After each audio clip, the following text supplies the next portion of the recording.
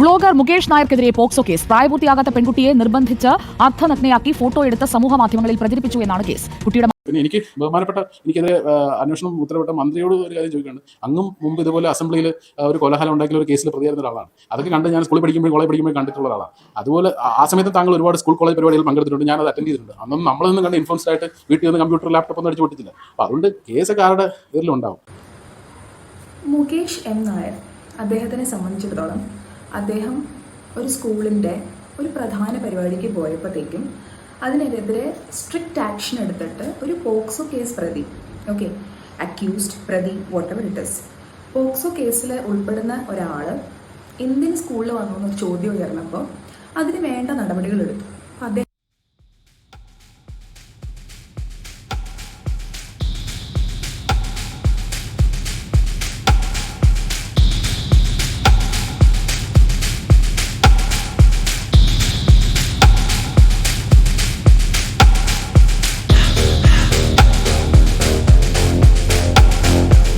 എന്താണെന്ന് വെച്ചാൽ മന്ത്രിമാരെല്ലാം വളരെ തെറ്റായ കാര്യങ്ങൾ ചെയ്തിട്ടില്ലേ, അവരെല്ലാവരും സെയിൻസ് ആയിട്ടുള്ള ആൾക്കാരാണോ?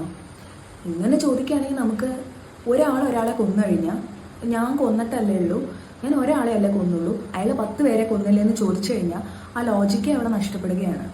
പോക്സോ സംബന്ധമായ കേസിൽ അൺടിൽ പ്രൂവൺ നോൺ ഗിൽറ്റി, അതായത് തെറ്റൊന്നുമില്ല എന്ന് കോടതി പറയുന്നത് വരെ ആ കേസ് നടക്കുകയാണെങ്കിൽ അങ്ങനെയുള്ള ഒരാളെ സ്കൂൾ റിലേറ്റഡ് ആയിട്ടുള്ള പരിപാടികൾക്ക് വിളിക്കുന്നതിന് പുറമെ സ്കൂളിൻ്റെ അടുത്ത് വരെ അവർ ട്രാവൽ ചെയ്യാൻ പാടില്ല എന്നാണ് എൻ്റെ അഭിപ്രായം.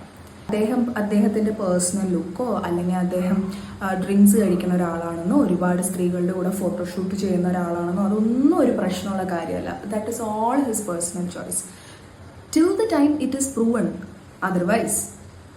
എന്ത് ഫീലിങ്സ് ആരുടെ ഹേർട്ടാണെങ്കിലും അങ്ങനെ ഒരു മനുഷ്യനെ ഒരു സ്കൂളിൻ്റെ അടുത്ത് കൊണ്ടുവരാൻ പാടില്ല. കാരണം the welfare of the children, നമ്മുടെ കുട്ടികളുടെ മെൻ്റൽ ഹെൽത്തും ഫിസിക്കൽ ഹെൽത്തും വളരെ ഇമ്പോർട്ടൻ്റ് ആണ്.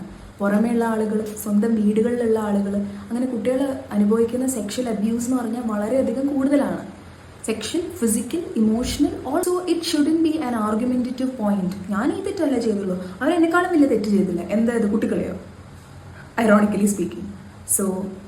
So sorry, Mukesh M. Nair, you're not allowed in the premises of any schools. Doctor Gayathri Menon, എനിക്ക് എന്തത് പറയാനുള്ള അവകാശം അല്ല ചോദ്യം ഉണ്ടാവില്ലേ, ഞാൻ ബാക്കി ക്വാളിഫിക്കേഷൻസ് പറയാം. Clinical psychologist, BSc, MSc, MPhil, PhD. നമസ്കാരം.